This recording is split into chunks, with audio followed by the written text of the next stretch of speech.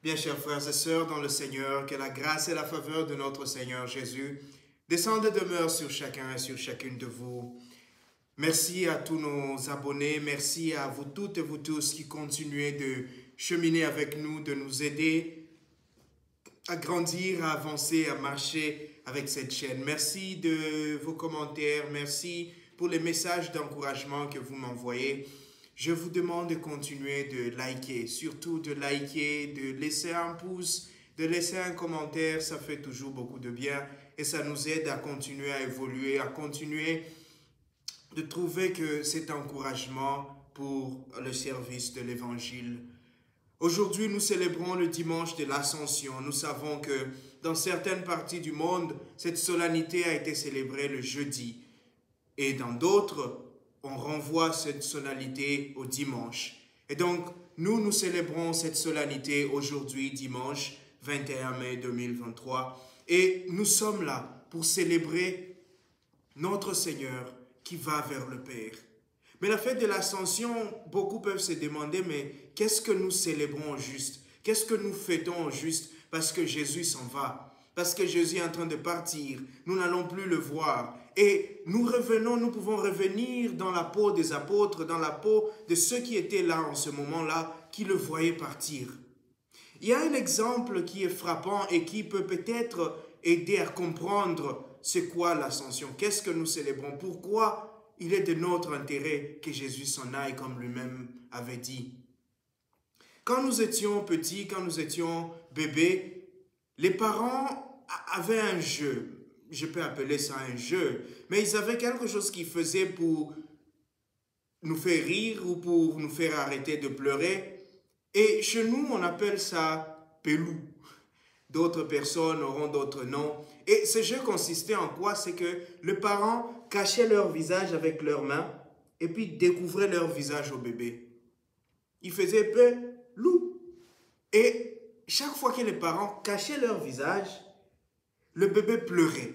Il pleurait, il se mettait vraiment à pleurer. Et chaque fois que les parents découvraient le visage, ça peut être le parent, le grand frère, la grande sœur, en tout cas une personne adulte, le bébé commençait à rire. Il y avait cette joie, cette immensité de joie sur son visage. Et ça, c'est pour moi décrit exactement ce qu'est l'ascension. L'ascension, c'est ce moment de pelou. Et chacun peut trouver le nom qu'il y a dans sa tradition, dans ses coutumes. Et qu'est-ce que ça veut dire? Ça veut dire que pour l'enfant, lorsqu'il voit cela, lorsqu'il voit que le visage du parent est caché, lorsque l'enfant ne peut plus voir le visage du parent, l'enfant, dans son imagination de bébé, se dit, il est parti. Cette personne qui me faisait rire, cette personne qui me donnait la joie, cette personne qui me faisait sentir la sécurité, la confiance, vient de partir. Et l'enfant commençait à pleurer. Et les pleurs de l'enfant, si nous les traduisons en paroles, peuvent dire ceci. Pourquoi tu t'en vas? Pourquoi tu me laisses? Tu sais que je suis vulnérable. Tu sais que je dépends de toi. Ne m'abandonne pas. Ne me laisse pas seul. Je me sens seul. Et c'est cela qui fait pleurer l'enfant. L'enfant sent qu'il y a comme un abandon. Il se sent privé de quelque chose. Et dès que le parent retire les mains, l'enfant voit ce visage souriant, ce visage aimant, ce visage rassurant. L'enfant commence à rire.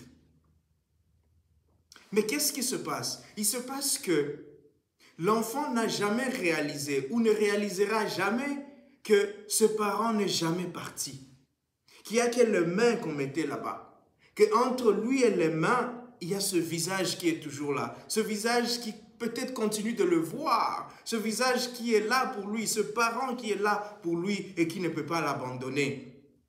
Mais puisque la vision de l'enfant est étroite, puisque sa foi est encore faible, puisque l'enfant est encore enfant, beaucoup de choses l'enfant ne comprend pas encore. Et donc, il interprète ces deux mains-là, posées devant un visage, comme un signe de départ, un signe d'abandon. Il est seul. Mais lorsque cet enfant grandit, lorsque nous grandissons, parce que nous sommes ces enfants-là, qu'aujourd'hui, ma mère vienne faire ceci devant moi, je vais regarder, j'ai ri, j'ai dit, maman, tu es sûre que ça va?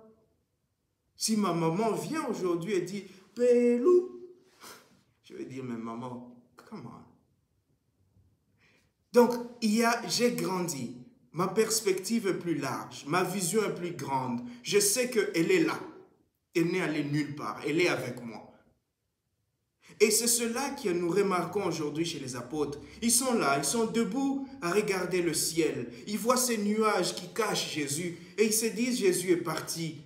Et leur regard fixé vers le ciel est en train de poser des questions, est en train de dire des choses. Les apôtres sont en train de dire à Jésus, Maître, tu t'en vas vraiment? Tu nous laisses vraiment?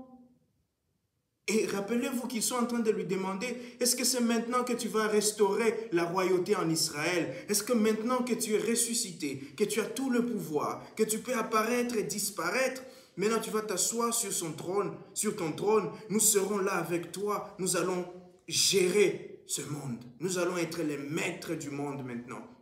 Et voilà qu'il est en train de partir. Voilà que ce nuage le cache. Ils ne peuvent plus le voir. Et ils braquent leurs yeux. Ils restent figés. Ils restent bloqués. Et ils sont en train de dire, mais comment tu nous laisses comme ça? Nous qui espérions. Qui va multiplier le pain pour nous? Qui va calmer la mer pour nous? Qui va nous défendre lorsque ces gens vont commencer à nous attaquer encore? Vont commencer à vouloir nous arrêter? Peut-être, qui sait? Peut-être qu'on va nous arrêter nous aussi. On va nous crucifier. On va nous tuer même. Mais qui sera là pour nous? Comment tu peux nous laisser comme ça? Comment tu peux vraiment choisir ce moment pour t'en aller? Comment est-ce possible? Donc les disciples sont là à se poser ces questions-là. Comme ce bébé-là, ils sont dans l'angoisse, ils sont dans la peur, ils sont dans cette forme de désespoir. Parce qu'ils se disent que Jésus est parti. Il est parti. Mais comme leur disait Jésus, il est de votre intérêt que je m'en aille. Je dois m'en aller pour que vous grandissiez. Je dois m'en aller pour que vous réalisiez combien je suis avec vous. Combien tout ce que je vous ai dit, tout ce qu'on a entendu cette semaine est tellement vrai. Je suis en vous, vous serez en moi si vous croyez en moi. Le Père est avec vous. Je vous enverrai l'Esprit. Soyez un. Comme le Père et moi, nous sommes un. Je suis un avec vous. Tout ce discours que Jésus avait, ne craignez pas. N'ayez pas peur. Croyez au Père, croyez en moi. Tout ce qu'il leur avait dit, ils ne peuvent porter cela que si Jésus est parti. Ils ne peuvent sentir cet amour-là que si Jésus n'est plus là. Au fait, le départ de Jésus va aider les disciples à passer de cet amour matériel. Ils voyaient Jésus, c'est pourquoi ils se sentaient rassurés. Ils pouvaient le toucher, c'est pourquoi ils sentaient qu'il était là. Mais maintenant, Jésus leur dit, vous devez grandir. Vous devez passer au niveau supérieur. Cet amour matériel, cet amour physique doit grandir à un amour spirituel. Vous devez arriver à sentir ma présence même quand je ne suis pas là. Vous devez arriver à dire, loin des yeux, près du cœur, comme on dit.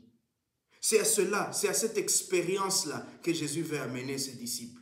Et lorsqu'il leur dit, il est de votre intérêt que je m'en aille, Jésus est en train de leur dire qu'il est de votre intérêt.